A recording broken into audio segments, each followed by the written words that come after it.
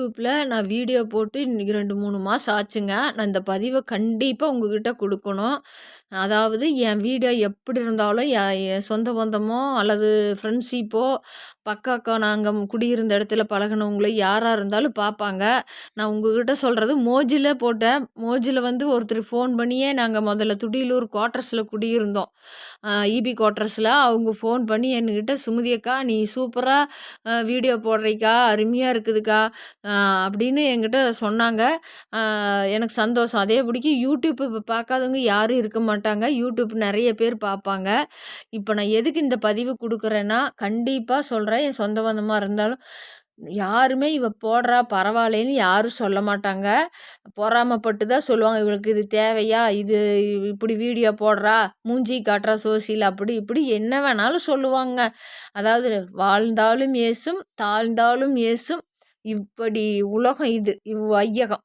அதனால் நம்ம வந்து ஒருத்தருக்காக நான் வாழ்கிறதில்ல. என்ன மாதிரி பல பேர் வீடியோ போடுறாங்க. எல்லாத்துக்கும் இந்த பொதுவான பதிவு தான் நான் கொடுக்குறேன்.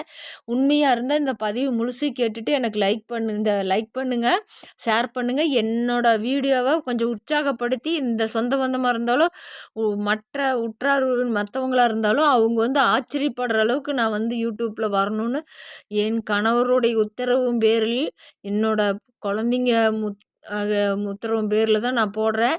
ஒரு பெண் வந்து கணவன் அடக்கி வாழுற வாழ்க்கை எனக்கு சுத்தமாக பிடிக்காதுங்க. அவன் குடிகாரனாக இருந்தாலும் சரி, அவன் எப்படி இருந்தாலும் சரி, ஒரு பெண்ணு நினச்சா எப்பேற்பட்டவனையும் திருத்தலாம். அப்படி திருத்த எத்தனையோ பெண்கள் குடிகாரன்கிட்ட கூட அனுசரித்து அவங்க சகிச்சுக்கிட்டு வேலை வெட்டிக்கு போய் வாழ்கிறாங்க. ஆனால் எல்லா இது இருந்தும் எத்தனையோ பெண்களுக்கு பெண்கள் பேசுகிறாங்கன்னு நினைக்காதீங்க. நான் நிறைய இடத்துல பார்த்ததுனால எனக்கு வந்து சொல்ல தோணல. அது அவங்கவுங்க ஃபேமிலி மேட்டரு. நான் அதை இழுக்க விரும்பலிங்க. நம்ம கணவரை நம்ம வந்து ஒரு இடத்துல எங்கேயுமே விட்டு கொடுக்கக்கூடாது. என் மனசில் பொறுத்தளவுக்கு அதுதாங்க. அப்படியே கணவர் வந்து ட்ரிங்க்ஸ் அடிச்சுட்டு மற்ற பழக்கமாக இருந்தாலும் பெண்ணு நினச்சி அதை அந்த ஒரு செயல் எடுத்து இதிலிருந்து நம்ம கணவனை விடுபட்டு கூட்டிகிட்டு வரணும் அப்படின்னு ஒரு பெண் நினச்சா நிச்சயமாக அதிலிருந்து விடுபட்டு கணவனை மீட்டு கொண்டு வந்து குடும்பம் குழந்தைங்களா வாழலாம். ஆனால் வந்து நான் சொல்கிற மாதிரி தான் நீ இருக்கணும். நீங்கள் வாய மூடுங்க, கம்முன்னு இருங்க, இங்கே வந்து நில்லுங்க, நீங்கள் எதுவும் கண்டுக்காதீங்க, உங்களுக்கு என்னங்க தெரியும் அப்படின்னு ஒரு வினாடியில் நம்ம கணவனை அடக்கிடலாங்க.